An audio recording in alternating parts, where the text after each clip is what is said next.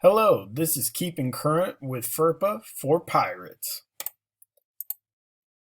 What is FERPA? First and foremost, it's the Family Educational Rights and Privacy Act. This is a federal law for protecting students' records, mainly pertaining to educational records. It's the Family Policy Compliance Office that administers this, and that's within the Department of Education. And it applies to any school or school program that receives federal funding. And so some of the rights for the parents and students are the right to inspect and review their child's educational records, the right to seek amendments to the records, and the right to have some control over the disclosure of their child's educational records. And the rights listed above also transfer to the student when they turn 18. So those rights are transferred as soon as the student is considered an adult. Ways to ensure FERPA compliance. This is first and foremost, raise awareness.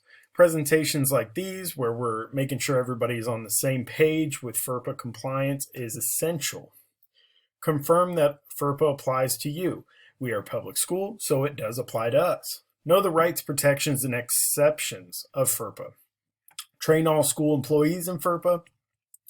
Make sure we are implementing policies and procedures regarding the compliance. And we also need to make sure that we encrypt our digital information. That means files, emails, anything that could have student information has to be confidential. And also we need to implement other prevention tools.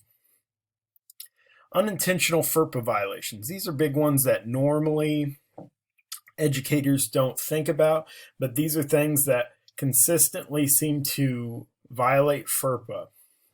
Educational vendors. This is a big one.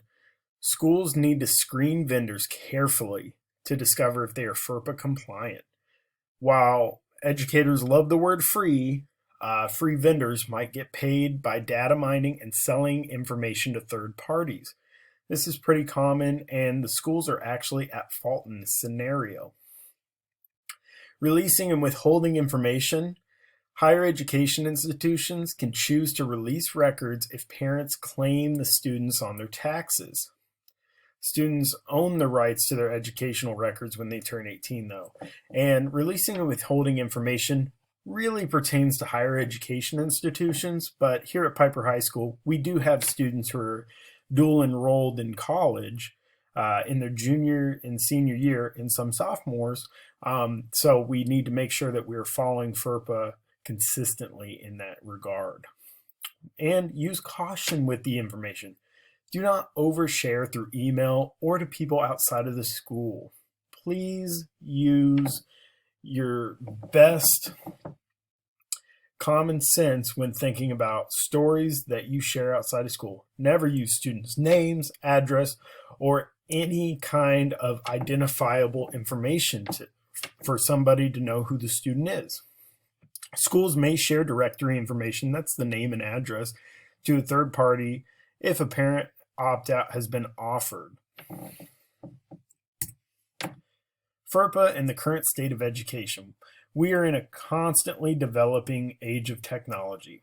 The digital age and emergencies. Right now we are in the middle of a pandemic. FERPA has sometimes been considered outdated with the modern classroom in the digital age.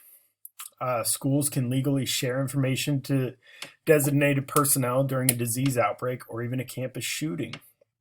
That is one of the nuances within FERPA and one of those exceptions we talked about earlier. And school surveillance. Images of students captured on surveillance recording are considered educational records if it is directly related to the student and maintained by the institution. Also, companies that provide those surveillance cameras and software need to abide by FERPA as well. School leaders should make sure that third-party vendors have safeguards in place to protect students' privacy rights. So when we get done with student information, we need to make sure it's properly destroyed. Destroying data after it is no longer needed is very essential for protecting individuals' privacies. Written agreements with third parties should include that all personal identifiable information should be destroyed when no longer needed. And that said, if you have all the information of a student and you are done with that information, say they move on to the next year, you need to make sure you throw away, delete anything that could be identifiable to that student. And personal identifiable information does not necessarily only mean electronic data. Make sure documents are properly shredded after use. Also, another thing, make sure that on your desk you do not have personal information of students visible to anybody else. Immigration in FERPA. So what information are schools allowed to collect for enrollment? They are allowed to ask for residence and documentation establishing age. As far as residence goes, they can't ask for bills or anything that could show where the student lives to make sure they are in district. We have this problem at Piper a lot, with a lot of people coming in and saying they live in district, but they actually don't. So this is something that we really try to look at a lot during the enrollment process.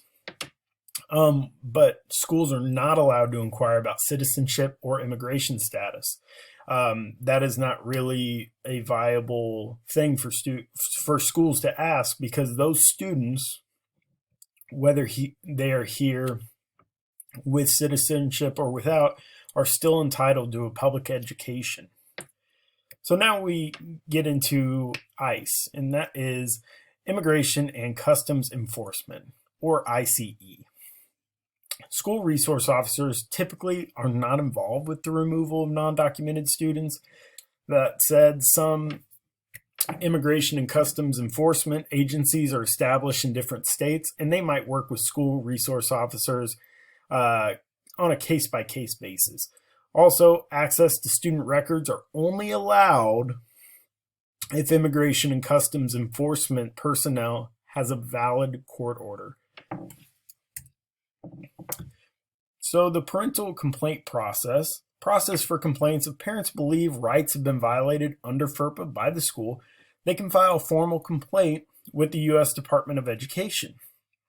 That said, the U.S. Department of Education will try to make sure it is a short turnaround, that they find a resolution to those complaints. So there are a few shortcomings of the complaint process. One is it does not give parents the right to sue the school. The U.S. Department of Education can sanction schools that have violated FERPA. So that said, they would see if the complaint is viable and kind of enforce those jurisdictions and kind of consequences for the school district if they have violated FERPA. And FERPA does not have requirements for safeguarding educational records. That said, they say to safeguard it, but they don't have those specific requirements. So schools might not be safeguarding student privacy information as well as they could be. And some of the things that we have implemented in Piper USD 203, school websites must follow data privacy and FERPA regulations. Parents can obtain copies of their report cards and progress reports at any time upon the request to the building principal. And last but not least, district staff shall protect the right of privacy for students and their families in connection to surveys. So that is always important. Anytime you have a survey that is authorized by the district or anything like that, their privacy is still a must, that we have to make sure their rights are protected under FERPA. All right, pirate educators, thank you for allowing me to present to you today, and please make sure that you're protecting students' privacy and information as much as you can. If it feels fishy, make sure to talk with a building leader or anything that you need to do to make sure that students are protected. Thank you.